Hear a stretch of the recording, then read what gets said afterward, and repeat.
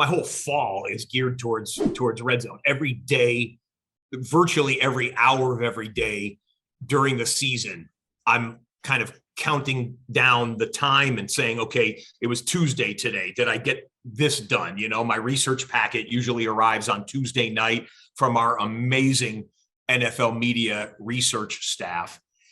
Wednesday, I start putting together my own spreadsheets, quarterbacks, kickers, turnovers, defensive stats, you name it. Wednesday, Thursday, open locker room where you get all the sound bites and is like, did anyone say anything that could become a storyline or a controversy or a humorous anecdote or something like that I need to know going into Sunday? Thursday, Friday, polishing up those things. Saturday, it can be, I'm talking to you from Los Angeles, it can be 80 and sunny out at the beach here in LA. My buddies are all playing beach volleyball and stuff. And I'm like, guys, nope, I am locked in. And I go through everything for the entire day. I mean, not to be gross, but there are Saturdays where I end up don't taking a shower because I'm just so pouring into my notes, my laptop. I have, for the folks who are watching this, not listening to this, I have a media wall over here. I don't know if you can see that, but nice. That's 5 big screen TVs. I put the best 5 college football games on.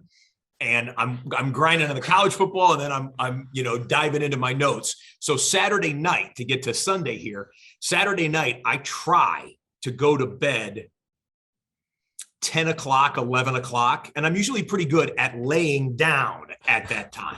But my brain is so wired, Ari, I can't sleep. So when you see me do RedZone, that's 7 hours energetic, expulsion of all that energy and whatnot. I'm usually doing that on 2-3 hours sleep.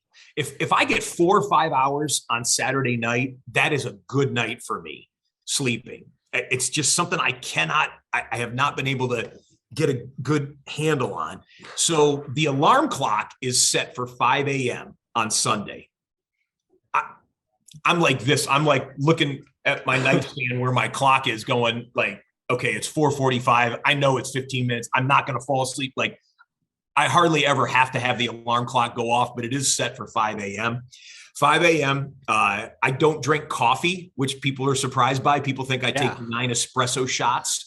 I don't touch coffee. I need a shower in the morning to get me going, and I'm ready. Boom, let's rock. Head into the studio a little after 6 a.m. I like to be the first one in the studio.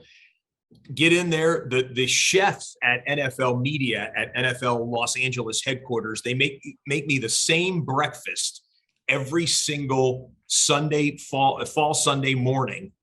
And it's ready at 6:45 a.m. on the minute. And they know how I am. I'm literally walking into the door at the cafeteria at NFL Network.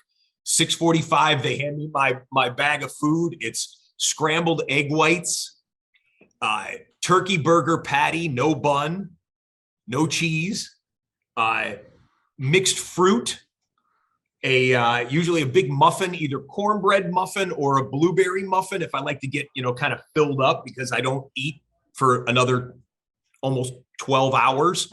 And then the secret ingredient, a side dish of Kalamata olives, right. The purplish, bluish olives, super salty, help me retain water. I'll usually have like a diet soda to get me a little bit of caffeine. And I stir the carbonation out of the soda so that I don't feel any, not to be gross, but like, don't feel like I ever got a burp or anything like that. Stir the carbonation vigorously. People see me do that sometimes and they're like, what are you doing? And then that's at 6:45 a.m. I'm usually done with breakfast, 20 minutes, a half hour. I eat pretty quick. And I cut off all liquids, all foods, nothing else in my body until Sunday Night Football when I'm back there on my couch watching my screens for Sunday Night Football. We have a production meeting that goes on at 8 a.m., 2 hours before the show. We all get together. We had to do it on Zoom for the COVID years, but we were able to meet again this last season. Alan Flowers, our coordinating producer, runs the meeting. Brian Nettles will run through like the early window of games. McEnroe Francis, one of our other producers, will run through the late games. And we rock and roll. We talk about every scenario that we can possibly think of going into that game. Hey, there's a statistical milestone. Someone might score his 100th touchdown, or Tom Brady needs this to pass so-and-so for this record. Or, hey, everybody, we saw what so-and-so said about this defense. You know they're going to try and pop him today. If they get a big hit on him, like, sell that. Let's get it to our audience. I'll tell the story about what he said in the locker room on Wednesday. And, oh, here's what happens there. We talk about every scenario that could possibly come up.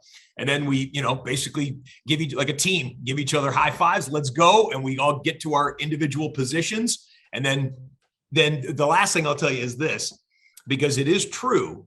I do not go to the bathroom for the entire 7 hours, nor have I. I've taken one break in the last 8 or 9 years. When you guys are watching the 5-minute countdown clock that we put on the screen, everybody loves the countdown clock for some reason. They play NFL Films music or whatever underneath. When you guys are watching the countdown clock, Uncle Scott is in the restroom, using the facilities one last time, and then it is get locked in, and I do not leave my position for those 7 hours.